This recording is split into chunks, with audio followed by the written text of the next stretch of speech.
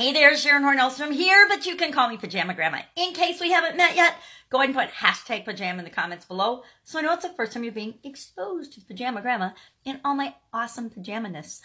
Pajamaness, as if that could be awesome.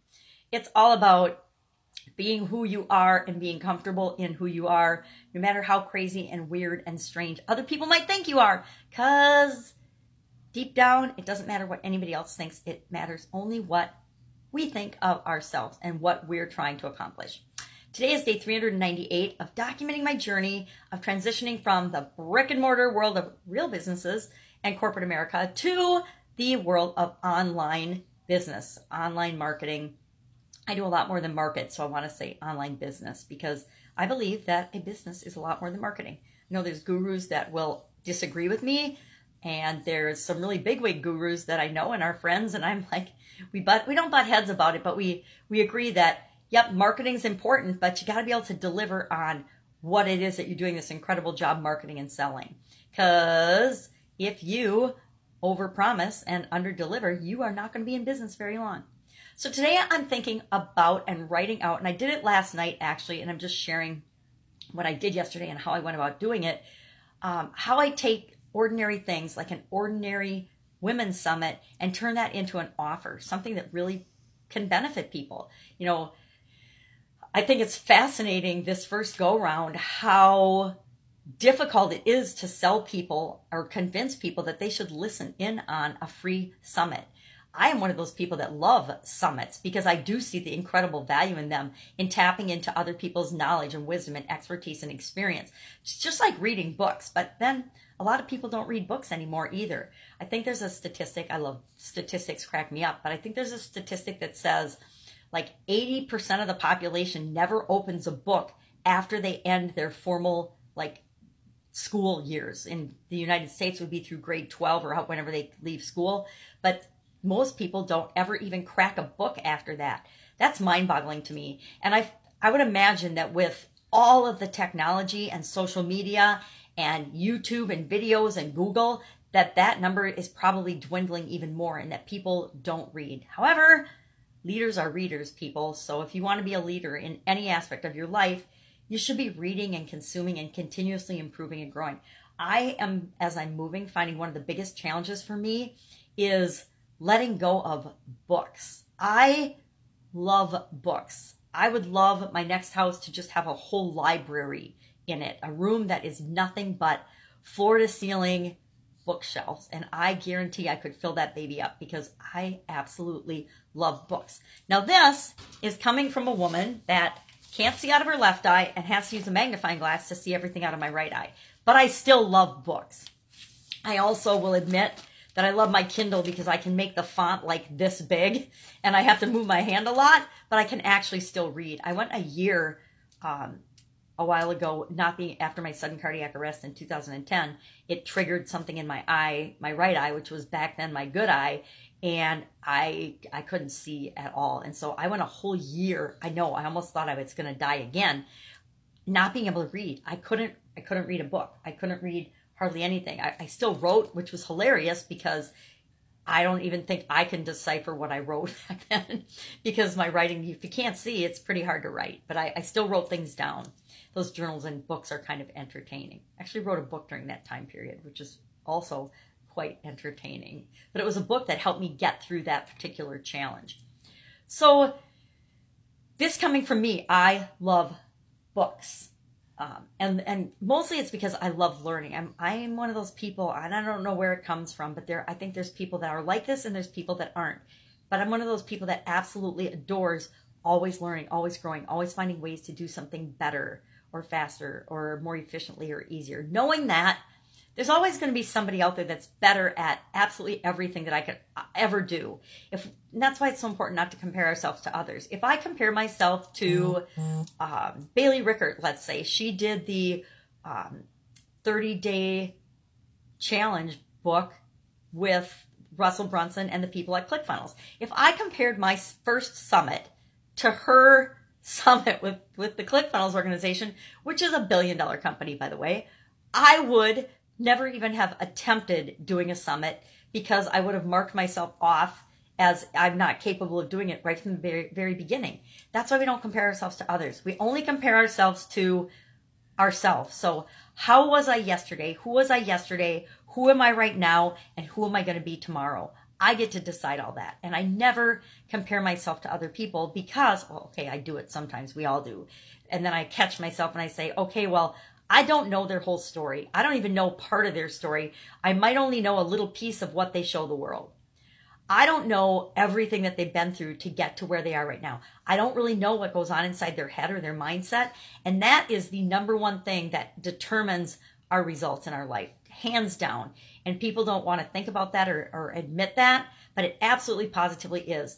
And in the not so distant future, I'm going to start sharing some things about mindset that I've learned and some times in my life that have really sucked and been bad because of what I let my mindset do to me, how I let my mindset choose and make partnerships and decisions that were totally bad for me by thinking I didn't deserve to have the right partners, thinking I didn't deserve to have the success and prosperity or what it was that I thought I wanted, but I was always undermining myself. And so in the near future, I'll be starting to share some of those things and those experiences because up until this point, I've been afraid to share those things and not super afraid, but kind of afraid because of, well, will people judge me about my choices and my experiences in the past? Well, yeah, some people will, but those people don't matter. What did I learn from it is really the most important thing. And what did I do about each of those challenges? Because all of us face challenges pretty much every day. It doesn't matter who you are or what you're doing. Every single one of us has things that trip us up. We have obstacles. We have challenges. We have problems. We have, situations that we just sometimes look at them and say, I have no idea how I'm going to handle this, but I'm going to put one foot in front of the other and I know I'm going to figure it out. And it's how we rise to the occasion that determines who we are. It's who we are in those tough times, in those challenging times, and how we behave that really shows our true colors to the world.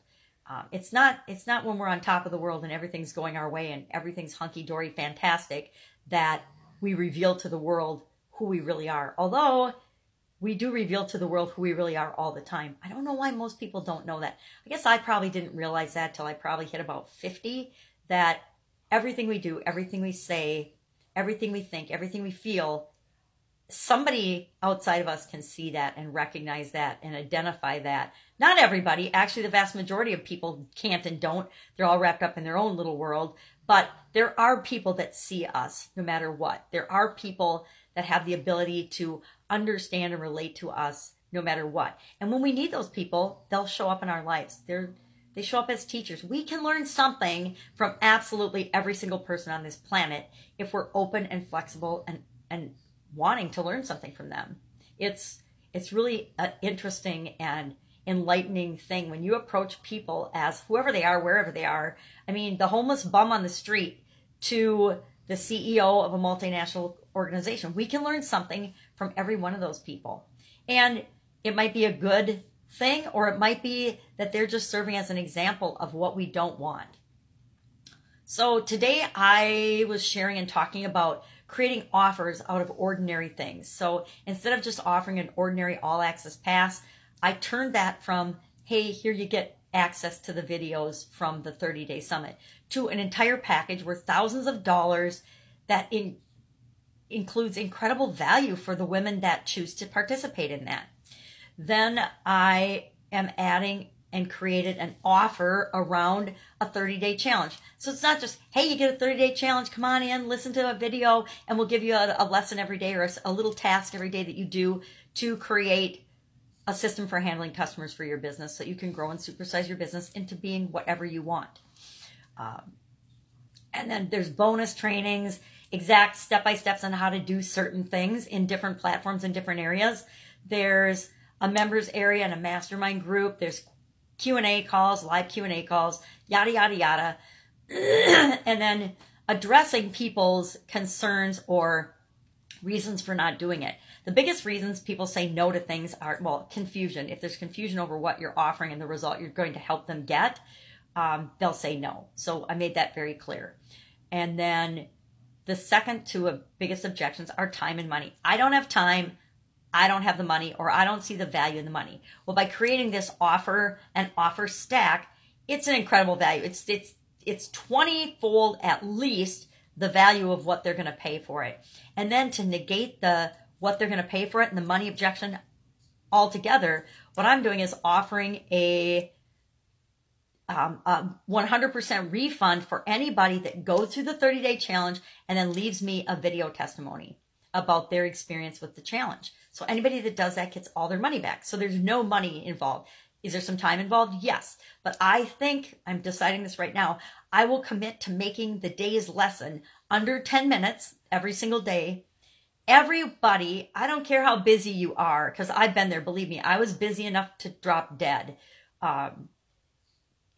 No matter who you are, you've got 10 minutes in your day that you can listen to a video and take one action during the day. So say you need to spend 20 minutes and not spend, you need to invest 20 minutes a day for 30 days to create the framework and the systems and the processes to automate a lot of your customer handling, whether it's from finding customers, attracting customers, creating systems that manage their experience, follow-up systems to communicate with them and build a relationship with them, to create raving fans and lifelong customers for your business. We're going to go over those 5 areas and make sure that in each of those 5 areas, you have the pieces and the framework and the component in place to blueprint out what specifically you are going to do for your business. This allows you a couple of really cool things. Number one, you get a documented process in place that you can use to follow yourself and to delegate parts of it to other people. It's very important as you grow and build your business that you create systems and processes that other people can help you do. It also is going to give you consistent framework to build on and continuously improve all of the things that you do. So you incorporate the things that work for your business and you throw away the things that don't work. So say, for example, you want to do Facebook Lives and you find out, like I have, that Facebook Lives are like caca and don't do anything for attracting the type customers that you want. But you do discover that you can take that same Facebook Live and you can put it on LinkedIn. LinkedIn is actually starting their own live channel coming down the road, which is going to be really powerful. They're kind of late to the game, but that's okay because Instagram's already got it. I think it's been at least a year that Instagram, maybe not quite a year, but Instagram added it about a year ago and it's under 10 minutes. LinkedIn, you can upload a video, but it's got to be under 10 minutes. But they're going to go and have their own, just like YouTube and Facebook Live and Instagram, ability to actually go live in your LinkedIn, which is going to be really powerful for people like me that LinkedIn is my platform. But you might discover LinkedIn's your platform, so you're going to not do Facebook Lives anymore. You're just going to create your content on LinkedIn or the platforms that work for you. You're going to learn and continuously improve and do what works for you. That's the power of this. So all about taking the ordinary, making it extraordinary by adding as much value as you possibly can for people.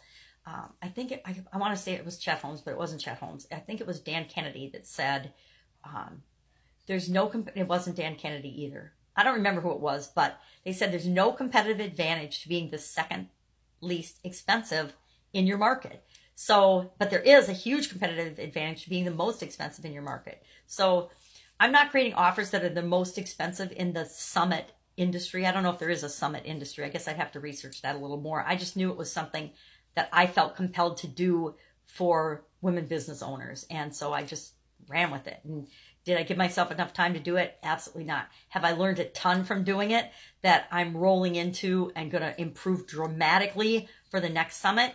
Absolutely, positively. Will I maybe do another customer summit down the road, even this year? Maybe, because this is such a huge topic and so critical to the foundation of your business. And so many of us, not just women business owners, but so many business owners, we take that leap of faith into running our own business only to find out that there's key components and key systems and things that we didn't even consider that we had to take care of to make our businesses successful. There's a reason 95% of all businesses fail. There's a lot of reasons, but one of those is because we don't know what we don't know. And customers are the lifeblood of our business. So if we don't have customers handled right off the bat from the get-go and ways of improving how we interact with human beings and people, we're going to be in trouble. That's it. I'm going to take off and see what the dogs are barking at. We will talk soon. Bye.